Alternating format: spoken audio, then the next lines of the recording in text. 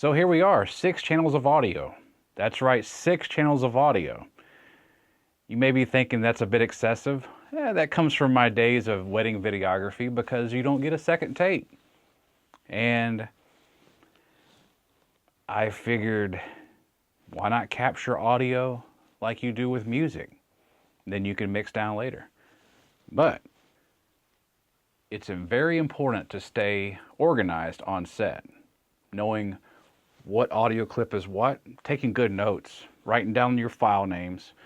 Then when you move everything over to your laptop, tablet, phone, however you offload your media at the end of the shoot, you know what is what, and you can synchronize.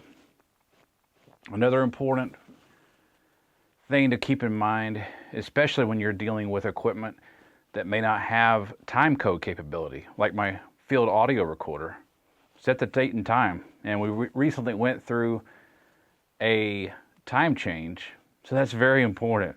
You don't want everything being an hour off. Anything that can save you time later in editing is great. Channel 1 is my lav. I'm actually wearing 2 lavs, but we'll get to that here in a second. But right now, one of them is a wireless lav and it's going directly into the camera on input 1 or left channel. Everything's going to be brought up in mono as its own individual track. Okay, number 2, and I'm going to bring these up in the mix, is the camera mic, which is actually a Audio-Technica shotgun microphone. It's always good to have a camera mic, mainly there for a backup, but it's also very, very helpful for synchronizing audio. When it comes down to the editing stage. Okay, track number 3 will be left ambience mic on my field audio recorder. Channel 2 is right, and you can bring those in. I'm going to come back to my main mic so you can better understand me.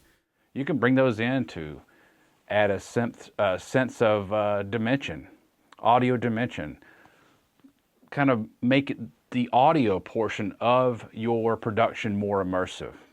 And you bring it into taste or not at all. Depends on the scene, depends on the story, it depended on a lot of things. Alrighty, so let's see, 1, 2, 3, 4. All right, track number 5 is my overhead short diaphragm or small diaphragm condenser. And I found these are really good for indoors. The shotgun, like I have on my camera, is good for long distance pickup, but also they work very good outside too. So outside, close pickup. Indoors, the small diaphragm seems to work pretty good. And the last channel, again, for this demonstration purpose, most likely these other 2 channels will be 2 more lavaliers. But the last channel, channel number 6, is my large diaphragm condenser, which is my MXL 990. That's my kind of go-to podcast and voiceover microphone. And since I'm in my studio, I have the luxury of an outboard preamp. It's a 2-channel vacuum tube preamp made by Art. It's not necessary, but I am very picky, so I went ahead and ran everything through the snake, and I have the outboard preamp driving the short, small diaphragm condenser and the large diaphragm condenser to kind of help with some of that hiss. Okay, so the other microphone. This is the microphone I actually demonstrated on my YouTube. I guess that's been about 5 years now. It's been a long time. It's further back.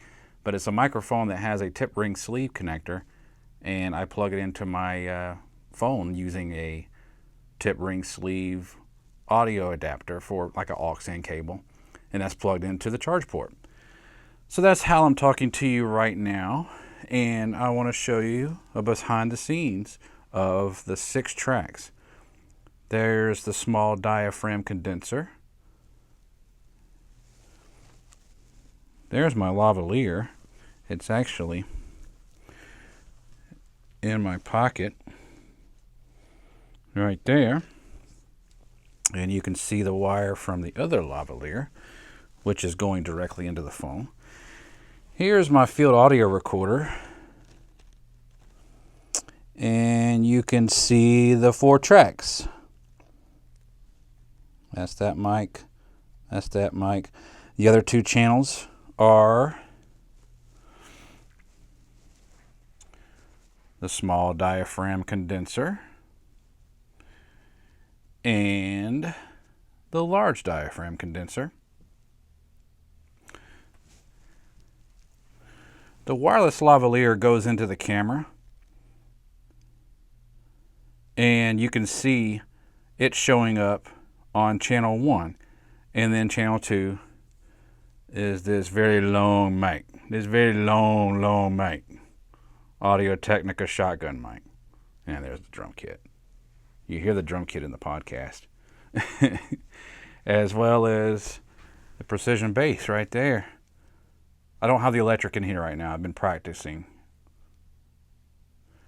out front, but there's a studio, everybody, and 6 tracks of audio. Seems to work just fine as long as you keep everything organized and synchronized. And I love a traditional camcorder because you do have XLR inputs, so you're already synchronized right there on camera A, or this may be B or whatever. However you have it set up, it's always nice to have just audio going into one camera. All right, well, that's it, everybody. I hope you enjoyed this demonstration of my on-set movie set audio. 6 tracks. See you guys and gals next time. Later. Bye.